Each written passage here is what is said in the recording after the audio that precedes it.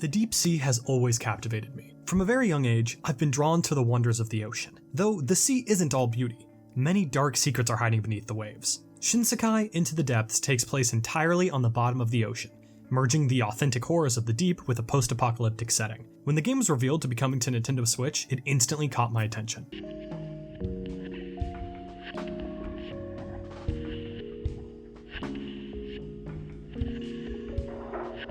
Originally released on Apple Arcade, Shinsekai Into the Depths is an undersea exploration game. The story takes place in a world where a thermonuclear war has covered the entire planet with ice, driving humanity under the sea. Sometime after the undersea migration, a lone undersea miner finds his home destroyed by ice and must find refuge elsewhere. In his journey, he finds a mysterious mechanical creature that leads him on a trip across the depths. The story in Shinsekai is interesting, but it never pushes itself onto players.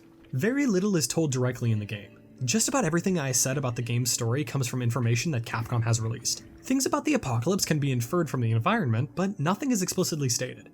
In my opinion, this is the perfect way to deliver a narrative for this type of experience. If interested, players can do their own digging and try to find out more about the world, but if not, they can experience the gameplay without a dense plot dragging things down. Perhaps the best thing about Shinsekai Into the Depths is its soundscape. The first thing players see upon booting up the game is a message encouraging the use of headphones while playing. Doing so creates a more immersive sound experience and enhanced my overall experience with the game. These sounds are accompanied by a truly stellar soundtrack. While there aren't any bangers that you'll be humming along with, the peaceful and, at times, intense songs are composed masterfully. For the Switch version of the game, the developers have included a new jukebox mode, which lets players remix the music in many different ways. This is a perfect way to revisit all of the tracks after the game, or simply put them on in the background while doing something else. At a glance, Shinsekai Into the Depths is a beautiful game. I say at a glance because up close, things begin to fall apart. The ocean can be a beautiful place, and this translates well into Shinsekai. Many textures, however, look blurry when blown up on a big screen. This goes not only for the game's environment, but also some of the creatures you will encounter. The experience is far better when played in handheld mode, but this could just be because these details are more difficult to spot. Shinsekai has a straightforward objective. You simply have to move forward.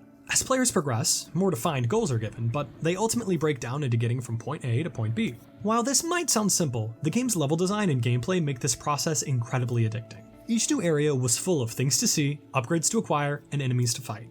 It was thrilling discovering everything, and never knowing what would be around the next corner. The sea isn't all rewards, however. Players will be faced with a large number of aquatic enemies in their time with the game. Combat can take a while to get used to, but once you master it, taking down enemies feels incredibly satisfying. I can't say that I found Shinsekai to be particularly tricky, but the combat still proved to be an enjoyable obstacle between you and your goal.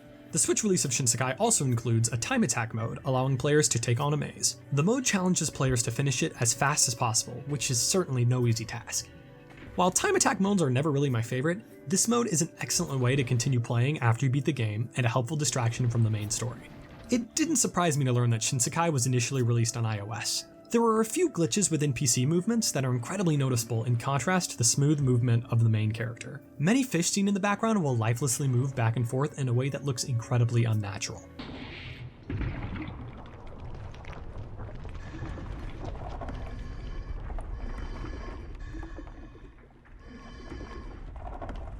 Shinsekai Into the Depths is a charming exploration game with an addicting gameplay loop and a stunning soundscape. Regardless of its visual shortcomings, I can see many players thoroughly enjoying their time on this underwater adventure.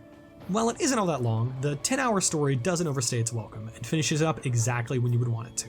Noisy Pixel is giving Shinsekai Into the Depths an 8 out of 10. Thanks for watching, guys. Make sure to read the full review on noisypixel.net. If you like this content, subscribe for more.